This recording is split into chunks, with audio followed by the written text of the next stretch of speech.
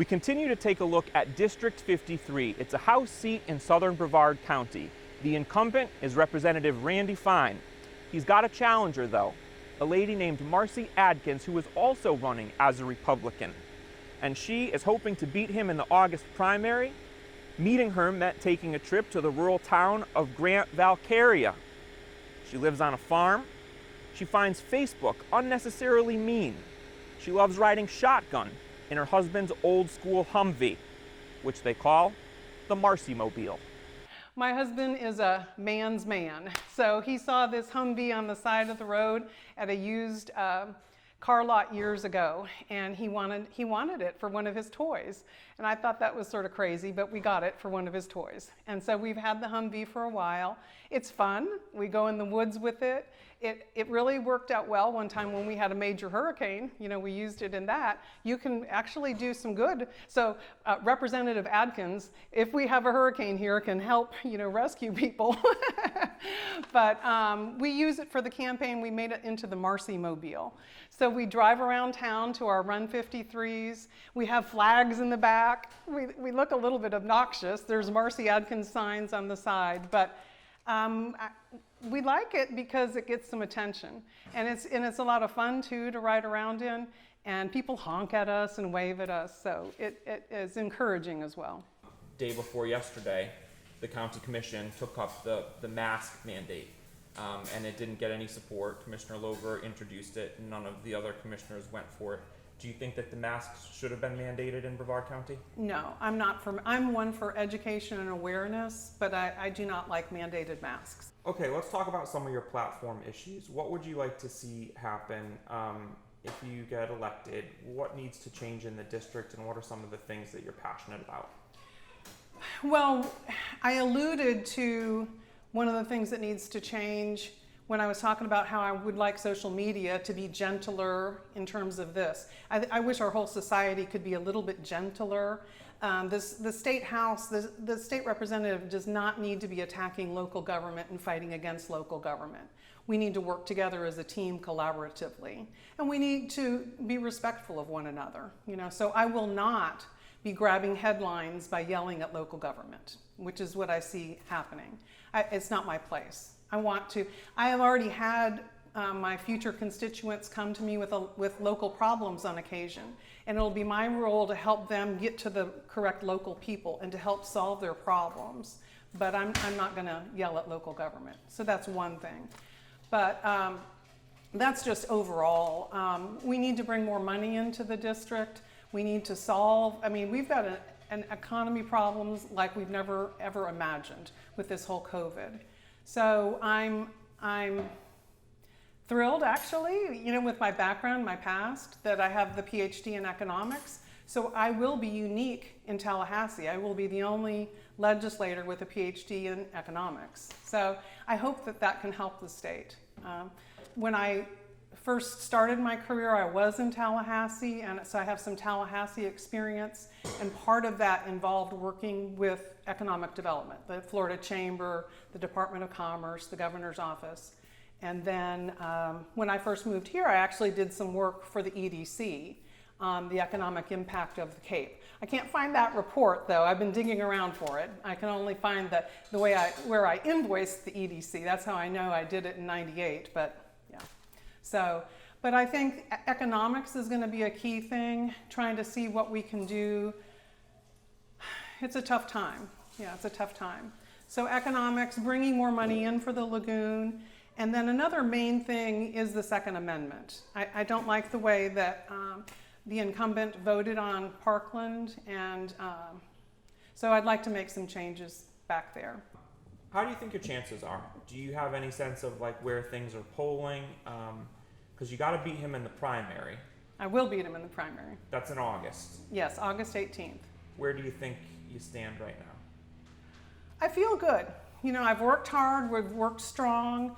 No, I feel good. I'm doing my very best. We haven't done polling ourselves, you know, but we'll have a poll tomorrow. There's a straw poll at the Republican Hobnob. So we'll see how that goes. But I expect to win. I feel good about what we're doing. I feel encouraged by the honks that I get, the waves across town. That's nice. I meet a lot of nice people. So, and we're working hard. So I feel good. Right now, there's a lot of frustration towards law enforcement. You know about the Gregory Edwards situation in Brevard County, but there are other things too. I wonder what your thoughts are about what needs to change systemically within law enforcement agencies so that we can have a better, sort of better atmosphere. Well, I think transparency is always very important, and it's not only in law enforcement. Transparency is important in all areas of society. So I know that law enforcement as well as elected officials need to be as transparent and forthright as possible. That's why we have government in the sunshine. That's what our state believes in. You know, that's what we as Floridians need. Yeah, we definitely need that across the board. So we need to be forthright and transparent. I think that local law enforcement does a lot of good things that I think that they need to get credit for. I've been involved with the Melbourne Police Athletic League with boxing. My son happened to be a boxer. So I've been intimately involved with that, not now, but at an earlier stage in my life. And that was very, very, very important. For me to develop relationships with drug dealers, I never would have had that before. And so I've actually fallen in love with drug dealers, and I've changed the life of one drug dealer who's no longer a drug dealer. So he happens to be in jail right now, I think wrongfully. Yeah. So I think when I'm elected, I would like to work in this area too. What about the authenticity of the election, right? There's a lot of talk about, will all the votes be counted? Will they be counted correctly? Are you worried about that in the primary at all? Or do you think at this level it's not something that we need to be overly concerned about? I wonder where your head is on that. I'm not worried about that for this primary. I'm not worried about that for this election because I'm not going to get worried about anything. You know, I'm not. I'm going to just have to trust our supervisor of elections. I've got to stay focused on getting my message out there as a newcomer and as an unknown. So I can't let things like that worry me. But as a society, integrity of the voting process is essential across the board. Primaries, generals, the horror stories that people tell of ballot mismanagement make everyone's stomach hurt, including mine. But I'm not really, I don't have time to worry about it and get involved in the details. I just trust that our supervisor is doing a good job. Have you ever run for office before? No. Why get into it now? Why make a go for this position? Honestly, I feel like God asked me to run. I ran into a problem with the incumbent on a bill in February of this past year. After the bill went away, I approached the Republicans saying that they had to find someone, and they wouldn't. No one would do it. And they asked me to run, and then I said no. But after saying no over the next month, I really feel like God asked me to run. So I said yes to him. How are you campaigning in this difficult, era that we find ourselves in? You can't go around like really shaking hands, kissing babies. So what do you do to get your message out there to the voters? Well, one of the things that we do is use Facebook. That's an awkward thing because it becomes quite contentious. There's a lot of arguing going on and it can be uncomfortable. There's a lot of meanness on social media. But I felt like since I am an unknown, it was an important thing for me to go into that arena. I've also learned after stepping into that arena, not only is it mean, but I think it's a very important arena to be in because people are quite honest. And so we leave the honesty there. And I think, and that's one of my hopes after I'm elected, over time we could change the dialogue and maybe get a little nicer. That's one of my hopes.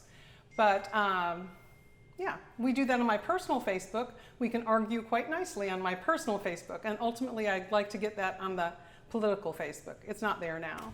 But I do that. Another thing I do is that my husband and I are runners historically. We have been running for our lives, most of our lives. And so at the beginning of the campaign, I felt like God said, you're running for House District 53 and run the district. So that's what we do. So 4 days a week, we go to a different precinct. And so today, we went to a precinct. I don't remember which one, but we have a schedule, and now we're going at 9:30 4 times a week. Tuesday, Thursday, Saturdays, and Sundays. And we go door to door. Originally, I never rang a doorbell. I went at 7:30. I just dropped my card off. And now I do ring doorbells. We go at 9:30.